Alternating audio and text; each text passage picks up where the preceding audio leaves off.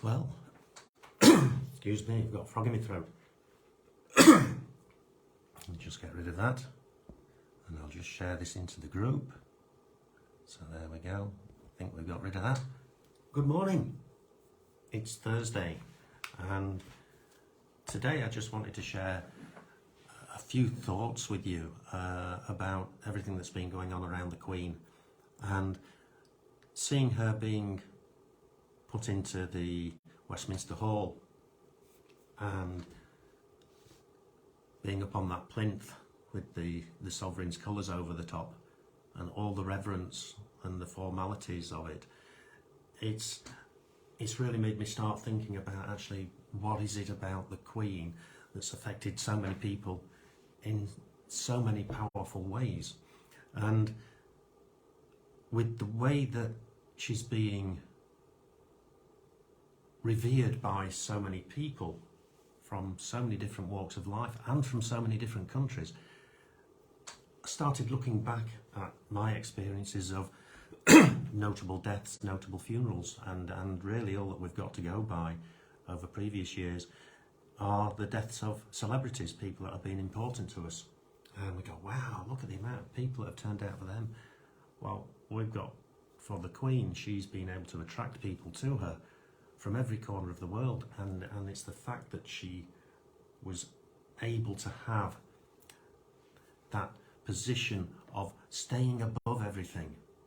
She never got involved in deep political discussions.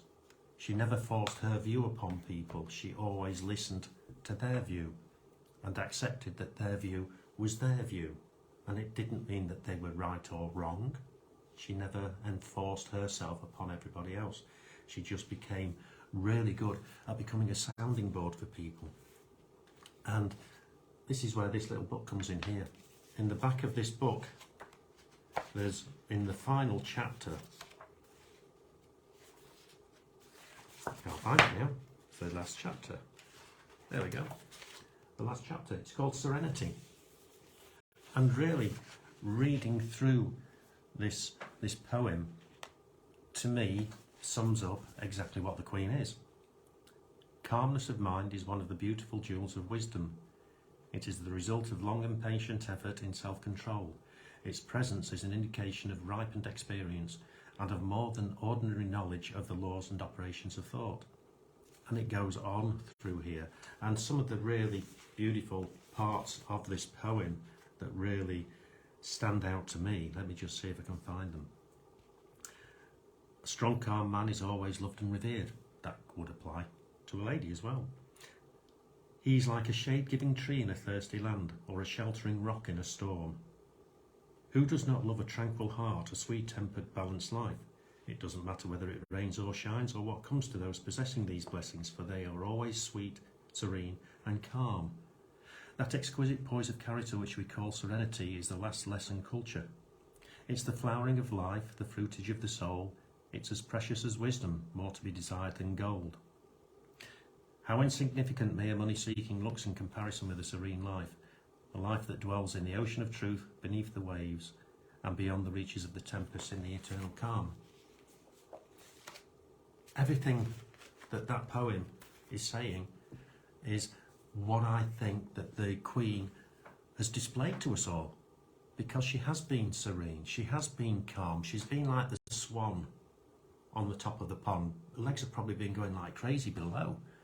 She's got a lot of people working for her, but everybody's talking about that constancy that she's got. She's always been a constant, she's always been there.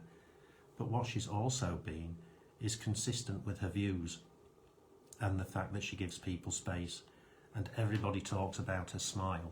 And I'm sure that she got herself to a position where she was able to smile even when she didn't really want to.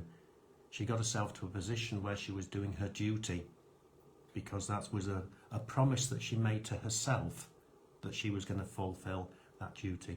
And she also had a faith. She had a massive faith in Christ, in the Church of England, and everything that it stands for. But she was also very learned about all the other faiths. So she embodied everything that she showed. And to me, that is what has been quite remarkable about the passing of the Queen. Now that she's gone, we are looking at things maybe differently. Maybe we're reflecting back onto our own lives and how we've been, and maybe how we think that other people should do this and other people should do that. But probably the greatest lesson that I've learned from the Queen is that she took responsibility for her. She didn't take responsibility for everybody else.